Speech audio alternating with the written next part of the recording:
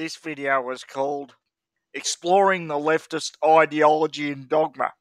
Now, lefties, I've always wondered when it all changes every week in terms of which gender or disability or whatever has got the highest amount of victimhood points among the victimhood class, and it changes every week.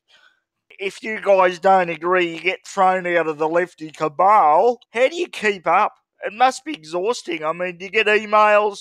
Do you get lists? Are there secret portals or television shows or anything like it, it gives you the aggregate points which normal people don't know about?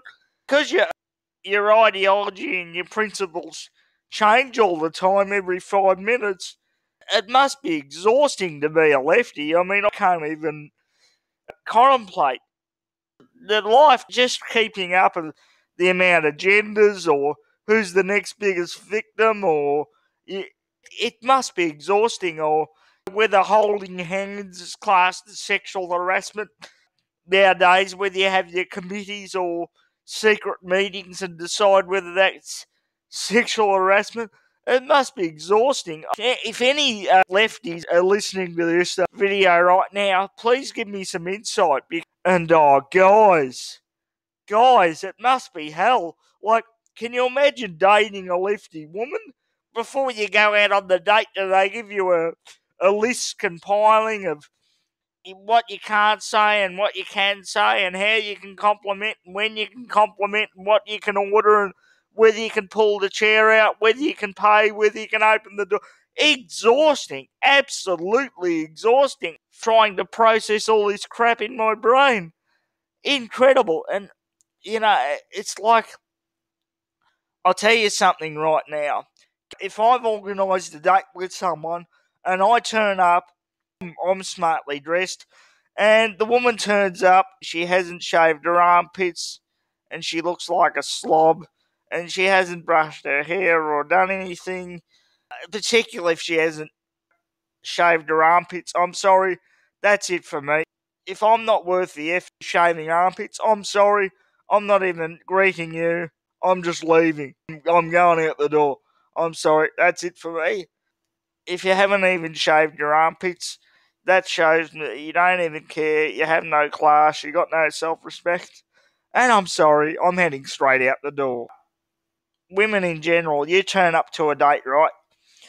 You dress nice, you look nice, you've turned up, you're ready to go for your date, you've got your nice pair of shoes on or high heels or whatever you're deciding to wear, right? You turn up to the restaurant.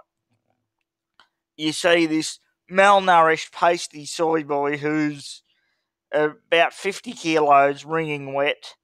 He sits down. He allows you to order what he wants for lunch because he's too afraid to order in case you get offended.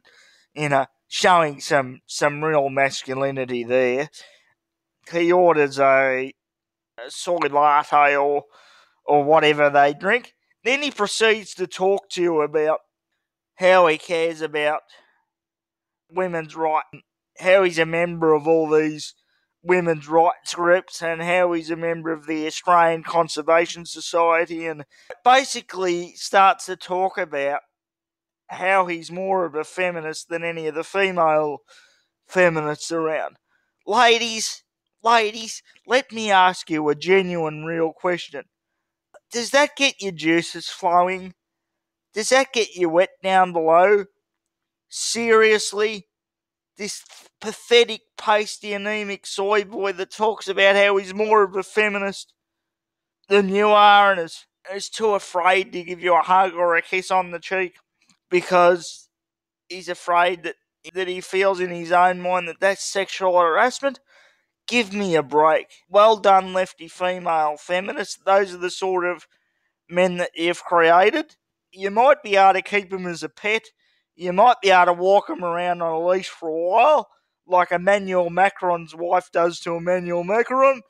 You'll get sick of that pet after a while, and you'll take it back to the animal shelter. Although you hate to admit it, you hate what you've created. That's why you're so angry. And you want the taste of a real man, don't you? You want a real man, don't you?